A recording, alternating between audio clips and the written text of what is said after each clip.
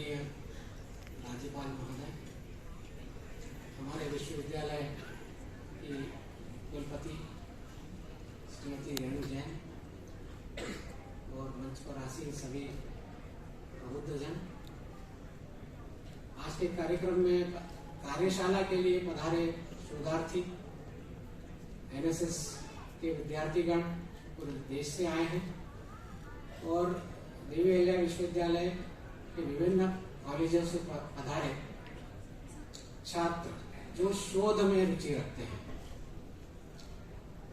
वास्तव में आज मैं कुछ बताने के लिए नहीं आया, मुझे परिचय वक्ता के रूप में दिया। मैं इसको एक तरह से सेलिब्रेट करने आया हूँ कि अपने छात्र जीवन में हमारे में से भी बहुत सारे छात्र यहाँ हैं।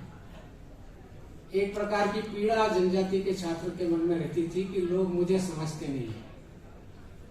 धीरे धीरे वो उस पहचान को स्वीकार कर लेता है, लेकिन अपनी पहचान की खोज में हमेशा रहा है। तो ये बहुप्रतिष्ठित एक आयोजन आज का है और जो शुरुआत है वो ऐतिहासिक है, क्योंकि हमारे विश्वविद्यालय क्षेत्र में रहने वाला लगभग 72 लाख जनजाति समाज उसको ये पहचान देने वाला है और उसकी आज से शुरुआत होने वाली है। तो जनजाति विषय पर शोध, इसका लेके जो कंफ्यूजन रहे उसको हम लगातार झेल रहे हैं और ये पीड़ा जनजाति समाज, पूरे देश का जनजाति समाज महसूस करता था और प्रकट नहीं करता था। इसको मैं कहता हूं कि एक साइलेंट क्राई है, खामोश चीख है जिसको सुना नहीं गया, पिछले 70 सालों में सुना नहीं गया। ये हमारे देश में बहुत अच्छा संयोग हुआ कि एक अच्छा राजनीतिक परिवर्तन, और वैसे देखा जाए तो लगातार संयोग की बात है। देश में अमृत काल की शुरुआत, अपने पुराने स्वतंत्रता संग्राम सेनानियों को याद करने की बात, और उसके बाद में हमारे प्रदेश के लिए माननीय मंगू भाई जी का आगमन, ये सभी संयोग ऐसे जुड़े हैं कि उसके कारण से, और देवी अहिल्या विश्वविद्यालय जैसी जगह है जो वास्तव में देश में जनजाति समाज पर कैसा अध्ययन होना चाहिए, कैसी खोज होना चाहिए, ऐसा काम करने वाले लोगों का एक तरह से खजाना है। तो ये सब अवसर मिलकर ये शुरू हो रहा है।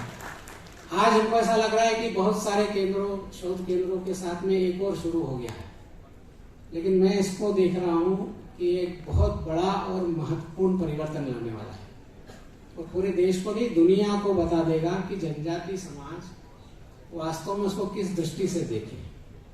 जो आयोजन देश भर में हुए वो भी इसी प्रकार का संकेत दे रहे हैं, और उसी में से जब बहुत लोगों से मिलना हुआ तो ध्यान में आया कि जनजाति समाज पे अगर शोध होना है तो एक इतिहास है उसका संघर्ष का। जनजाति समाज ने कभी गुलामी स्वीकार नहीं की। जनजाति समाज में कम्युनिटी ही बलिदान करती है। एक दो महापुरुष आगे केवल नहीं होता, पूरी कम्युनिटी एक साथ बलिदान करती है।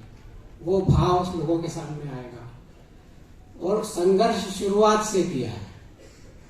1857 के बाद से ही मानगढ़ का आंदोलन शुरू हो गया था और उन्होंने कभी हार नहीं मानी।